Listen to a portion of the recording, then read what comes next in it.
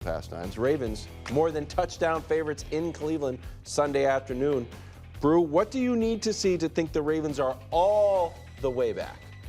Well, I'm going to be honest. I probably will not think they're all the way back until they overcome Pittsburgh, so they're leading the AFC North, and beat Pittsburgh. And that could be the same week. But if they win out going through Pittsburgh, they'll be 8-5. Pittsburgh got Cincinnati next. Let's say that's a win. Chicago, that's a tough game. Let's say that's a win, though. Then they have Buffalo and the Ravens. So let's say they lose to Buffalo. The Ravens beating them would make the Steelers 7-6. Sure. That's when I'll really, because they're not even in the playoffs yet.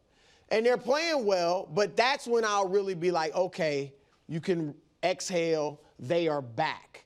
And look, they blew out Cleveland in week 2, 41-17. In a weird game. It was I was there, and they didn't look great in the first half, but the defense had an interception, had a pick. So you kind of felt like the defense is playing well. Obviously, they weren't back. The defense was really terrible following that game.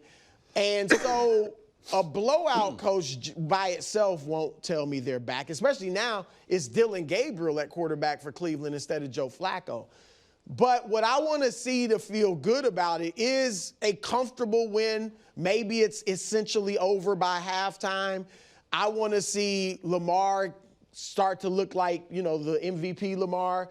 I'd like to see the run game well. Obviously, the defense needs to continue well.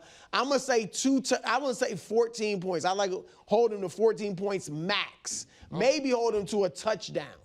And then, Coach, I want to see improvement in the red zone. Right now, they're 27th in the league in the red zone. Last year, they were first. So the red zone, I want to, when they get down there, I want it to be essentially an automatic touchdown. Mm-hmm. It hasn't been close to that this year so far. So those are the things I'm looking for from them. See, I do think that you can make a case that they're all the way back depending on how they win. So even though we saw the defense wasn't as good as we thought they were based off of how they played the Browns the first game, that was an awesome game for them defensively and on special teams. So if they can produce something like that, again, to me, that goes a long way in saying this defense is more in line with how we've always thought about Baltimore.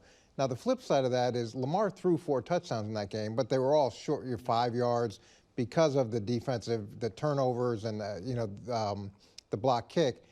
They only had 81 yards of offense in the first half. Yeah. This is a really, really good Browns defense. Yeah. So the red zone would be nice, but to see a efficient and effective and at times explosive Ravens offense, especially early in the game, against this defense, to me, that's a pretty good indication that they can score and be good against anybody.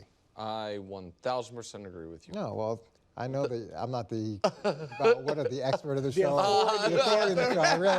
I heard off the top. So coming from you, that means a lot to me. I don't think the show has a singular authority. We all bring our own levels of expertise and experience. Very but I totally agree.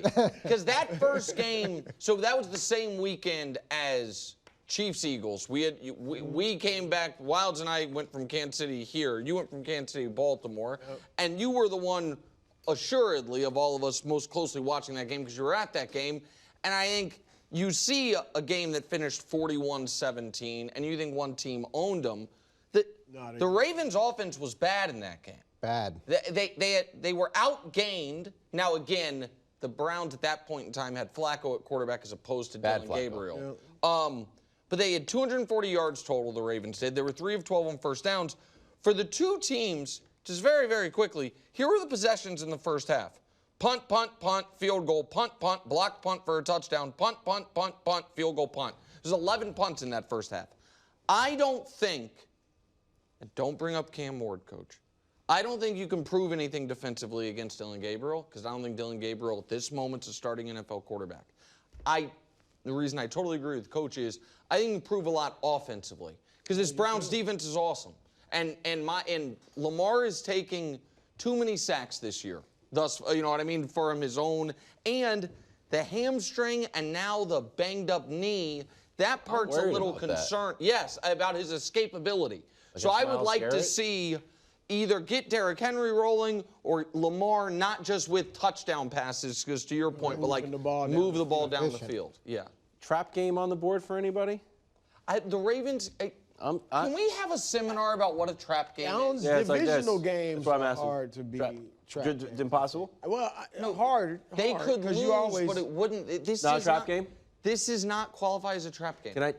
The fact that you don't think it's a trap game? Because next week's Christ. not a Trap huge game. game. Hold on. double I trap also game? don't think it's a Thursday night game. They got the Jets. Does that next make it a week. Thursday night game? I don't think it's a trap game No, this game because is- Are that they is looking forward to the Jets? This They're is a over no on the trap Browns game. for the Jets. Yeah, that's not how trap games are.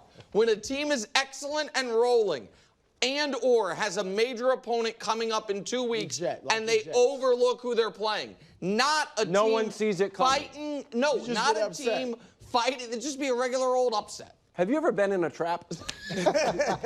New segment alert. What's it called? Don't have a name yet. Seahawks at Rams. This one Sunday at 4 on Fox. Darnold versus Stafford, and a battle of two great defenses that no one's talking enough about. Nick, how do you see this one playing out? We need the score and a storyline. Maybe it's called scores and storylines. Scores and storylines. KW. You just come That's up with why. segments I mean, that's off why the you're top of the one of the dome. greatest. Scores and storylines. So listen, I do not think Sam Darnold is going to. I think he's graduated out of pumpkin mode. You asked me that on the call this morning, and it made me really think about it. I was like, I Gord on the board? Okay. Sorry, Too much. Too much. I know it's Thanksgiving season. Heat check.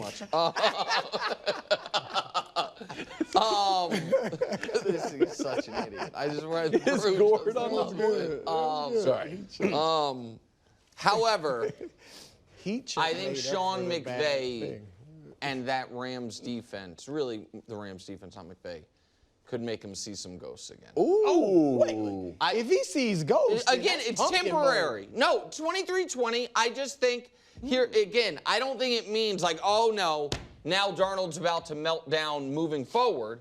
But I think in this game, the Rams, because since Sam Darnold's been good the last 2 years, what is true is he's 0-2 against Detroit, he's 0-2 against the Rams, 0-1 against Tampa. And the only other team that's beaten him is San Francisco, 1-1 against San Francisco. And so I think really good teams that, and I know Detroit at the end of the year didn't have a good defense, but they did when they played them. Or they're still a really good team. They have, when you have been able to force Sam Darnold-led teams out of kind of what they're trying to do. He's had a little bit of trouble. I think the Rams are going to be able to do that. Again, I think I had Seattle atop the tiers. Yeah. And I think Darnold, I don't think Darnold, I do not feel about Darnold the way I feel about Daniel Jones. I think he's legitimately, for a year and a half now, been a really good quarterback. But I believe in the Rams this weekend and SoFi. This is interesting because you had Seattle above at the Yeah. top of the tiers. I didn't like that. And as I was looking at this game, though, I found myself feeling like Seattle's going to pull off. Wow. But I think it would be an upset. I think Darnold is going to play his first really good game against a great team, yeah. a top team. You got a lot to take away. Yeah. Because he don't only have Jackson Smith and Jigba. Cooper Kupp is there. You just added Rashid Shaheed. They have a lot of weapons. They run the ball okay, good enough. And so I actually think, I don't look at it so much as Darnold outplaying Stafford, but I think Darnold's going to play well. And I think Stafford's going to play well, but I don't think this is going to be like a 4-touchdown game where he just lights up the opposition. I like Seattle's defense. So I actually think Seattle will pull off this upset. Ooh. Yeah, so Seattle's riding, the fifth longest road win streak in NFL history. And if Sam Darnold goes there and loses this game and plays poorly, it's bad news. Because, again, like we talked about yesterday, this is another big moment for him. And if he can't perform in these big moments, we're back to where we were at the end of last year. And all that success, everybody's going to take a step back and say he's the same guy. Okay. Bucks almost 6-point underdogs in Buffalo. It's going to be a gray day, right? Yeah. Coach has not appreciated Baker's killer instinct comments, but ended up picking them for upset. Bought in? Brew, I think you're going here. How does this game play out? Give me your score and storyline. Well, Nick has told us about the weather, but I don't think that'll stop Josh Allen. I see a massive Josh Allen performance. Really? I'm talking about 2 passing touchdowns, two by air, 2 by land. Oh, So I like that. 4 touchdowns overall.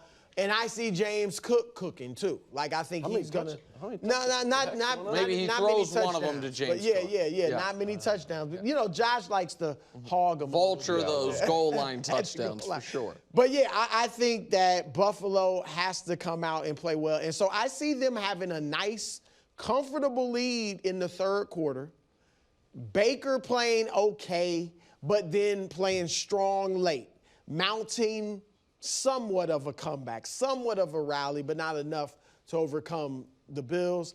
And I see it being 30-23 Buffalo. Can I ask you a question? Because I mean, we know I mean, you obviously have the Bucs. You picked them for upset alert, and that obviously means they're going to win.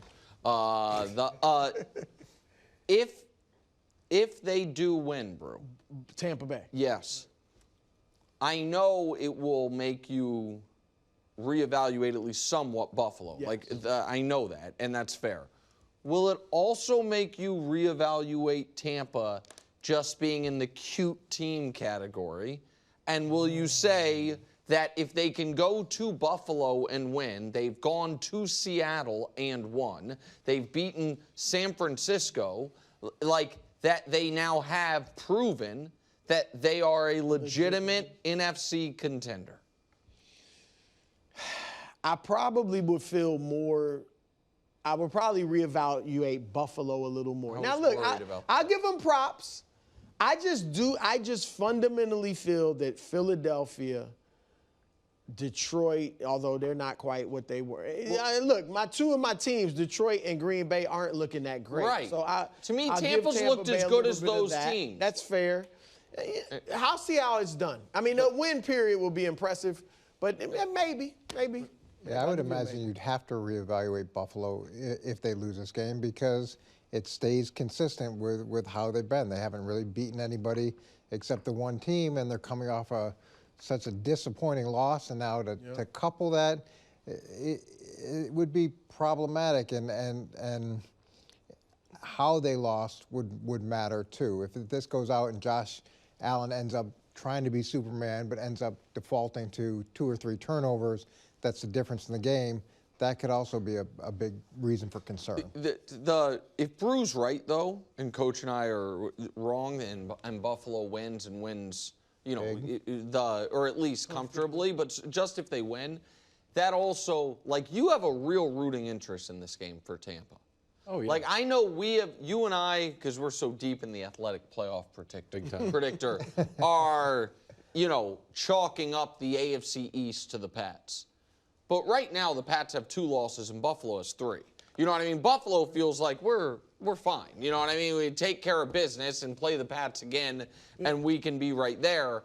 And so it would be huge for the Patriots, obviously, if Buffalo were to lose. But if they win, then maybe the fall of the Bills. I'm just not scared of the Bills. I think that's the biggest thing because we have the best rush. We have the best rushing defense. They have the best rushing offense.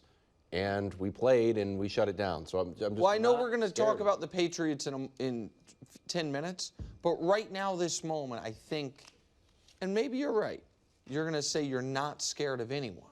No, I'm scared of several teams. Who? All the traditionally, I'm scared of the Chiefs, obviously. I'm scared of Lamar. Well, then by that metric, shouldn't you be scared of Buffalo? No, we went into their building and won. I'm just telling you, I'm not scared of them. Okay, all right. The other stat is... Will it flip if they go into your building and win? Right. Which they go. I have a hot take. I don't want to derail it. I wouldn't hate if we lost against the Bills and the Ravens out of the bye as like a playoff primer. I like the logic. I know you're saying you wouldn't hate it, but wouldn't you rather...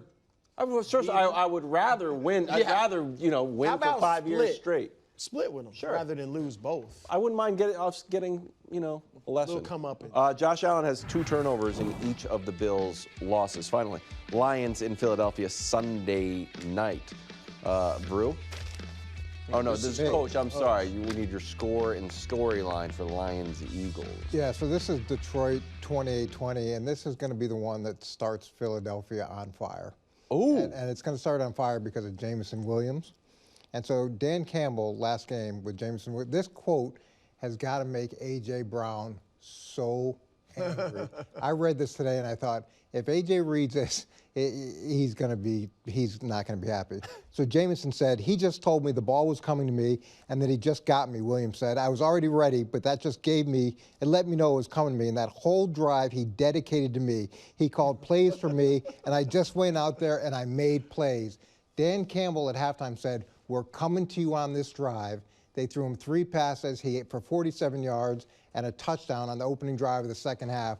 And then Jameson Williams just talked about how the head coach dedicated the drive to me, threw me the ball, and designed every play for me. So if they come out and do the same thing, and Jameson Williams is talking about that again, and A.J. Brown has anywhere close to the games he's having, this fire is going to get hot. I was going to say, so when you say on fire, you mean throwing them into a supernatural funk again? I mean like that A.J. Brown is going to be so angry because this is a perfect example of him saying, see, it can happen. It does work. Dan Campbell did it for him last week. He talked about it, and now why won't you do it for me? It's there. Wow. Well, look, this is obviously 2 great teams. Although I feel like Detroit's fallen off a little bit. They're not quite what they were last year in my view. And so I actually have the Eagles once again knocking off an elite team in the league. I've got Philadelphia 28-24. I've got Jalen playing one of those prove-it games. I'm showing y'all doubt me. I got A.J. catching a touchdown pass. Little more attention than he's normally gotten. I don't have Saquon going crazy, but, 60-something yards, pretty good game. But, yeah, I think Philly gets this one. So I was really impressed by Philly's front last week. I thought it was the best their D-line had looked all year. It wasn't just Jalen Phillips, guys coming, back from injury, and how they looked against Green Bay. I also think this is potentially one of the rare games where Detroit doesn't have the better lines of scrimmage. Yeah. And that, that Philly's offensive line can push around their D-line a bit, and Philly's D-line can get to Goff, which obviously is, has been something that has been the way to slow down Detroit. And Laporta being out, to me, is potentially real problematic for Detroit.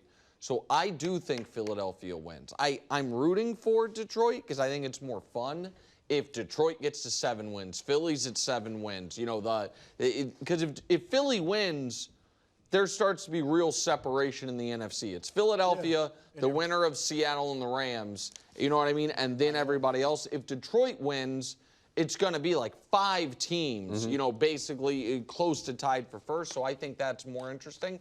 But I think Philadelphia wins this game at home. Thanks for watching. Subscribe here to get more from the show and to check out clips from other shows on FS1.